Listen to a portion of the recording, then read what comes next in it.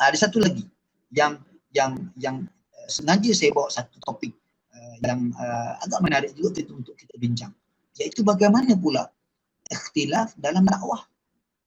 Ustaz, kenapa orang berdakwah berbeza sudut kaedah masing-masing? Kenapa Nabi ni lain ke? Cara Nabi berdakwah lain ke daripada yang lain-lain? Maknanya ada orang begini, ada orang begini, ada orang begini. Ada orang kalau pergi berdakwah pakai kopiah serban. Ada orang pergi dakwah, ada mungkin dia pakai baju kot, dia pakai tie sebagainya. Inilah dipanggilkan seni dalam berdakwah. Dalam dakwah tuan-tuan, ni kita akan masuk dalam bab lain pula kan, iaitu bab dalam dakwah. Dakwah ini satu benda bidang yang sangat luas. Ini satu perkara yang dibuat ataupun tugasan utama para nabi. Apa dia dakwah? Kandungan dia, kontennya akidah, syariah, akhlak, tasawuf misalnya. Akhlak misalnya itu kandungannya. Adapun orang dekat universiti misalnya di tempat saya di KUIS, kita ada bidang dalam peradaban Islam, kita ada usuluddin, kita ada dakwah, kita ada Quran sunnah, kita ada hadis. Itu semua konten. Dakwah ini adalah cara penyampaian, pendekatan. Sebab itu disebutkan, kita boleh tengok di situ adalah kalau kita melihat ikhtilaf dari sudut pandangan dakwah ini ialah dikatakan perbincangan, yakni mana ikhtilaf itu suatu benda yang berbeza dari sudut pendekatan.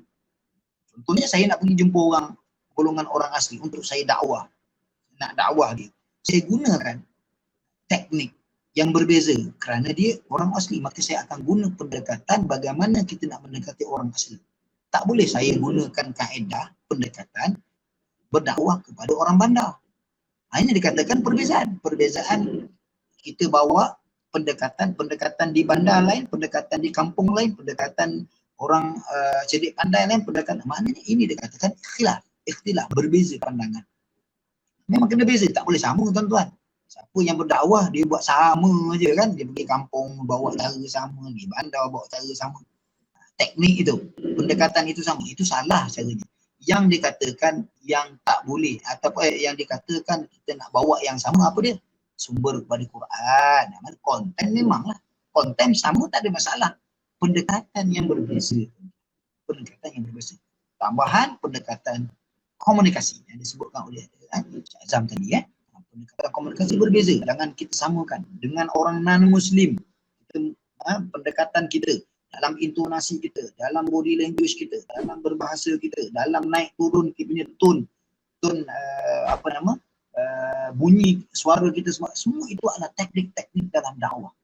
Perlu dipelajari. Ini pun juga ada perbezaan. Sebab itu dikatakan perbincangan pendekatan yang digunakan oleh pendakwah dalam menyampaikan Islam kepada masyarakat dalam komuniti misalnya. So ada berbeza pandangan. Jangan kita gunakan satu je. Dia ada kaedah tarhib, banyak lagi. Dia ada 4 perkara. Yang kita sebut ud'u ila sabili rabbika bil hikmati wal mau'izatil hasanah wajadilhum billati hiya ahsan. Itu ada 4 kat situ. Ini dikatakan perbezaan. Perbezaan ini okey tak okey? Perbezaan ini dibolehkan. Itu yang mungkin ada yang tertanya, bagaimana, kenapa dalam berdakwah ni macam-macam cara orang buat. Jadi begitu. Yang kedua, yang seterusnya, kalau kita lihatlah kepelbagaian pendekatan dakwah itu menyebabkan berbeza. Misalnya, saya nak pergi dakwah kat orang bandar. Saya duduk Malaysia. Ada orang duduk dekat negara lain, dia guna kaedah lain. Walaupun dia pergi bandar, saya pun pergi bandar. Tapi orang yang di bandar saya berbeza dari sudut budaya. Orang di bandar saya nak pergi dekat Malaysia ni, berbeza dari sudut budaya. So, pendekatan saya lain, yang di sana juga lain.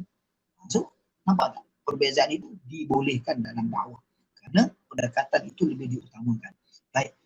Dan dikatakan perbezaan dalam konteks dakwah lebih terbuka. Dia terbuka. Satu lagi perkara, dia terbuka dan bukan menghukum. Orang dakwah, siapa yang berdakwah, siapa yang menjadi pendakwah, menjadikan hukuman itu duduk last sekali. Duduk kalimah yang terakhir sekali. Dia tak boleh mendatangkan hukuman di hadapan. Tak boleh. Dia kena mendatangkan adab dahulu. Adab dahulu. Barulah dia mengeluarkan hukuman. Itu pun dengan penuh hikmah dan sebagainya. Maka sebab itu dakwah ni sangat seni. Okey, jadi begitu tuan-tuan dan puan-puan Allah Subhanahu Wa Taala. Jadi terbuka dan menuntut para pendakwah supaya memilih pendekatan terbaik. Maka seorang pendakwah yang profesional, Dia tahu kaedah-kaedah. Dengan pelajar macam mana, dengan budak masalah macam mana, dengan budak baik macam budak pandai macam mana. Di sekolah menengah macam mana pula. Kalau dia dengan orang tua macam mana pula. Orang dewasa macam mana pula. Orang-orang yang kenamaan macam mana. Dia ada cara bercakap, cara teknik yang terbaik, yang sesuai dengan mad'unya. Ya? Jadi begitu. Jadi dakwah Islam yang bertujuan, dia kata dekat situ dakwah Islam yang bertujuan mengajak. Ini dakwah, kita kena tahu maksudnya adalah perbezaan pendekatan tadi. Dakwah itu tujuan dia maqasid dakwah tadi adalah untuk mengajak manusia kepada Allah Subhanahu wa taala.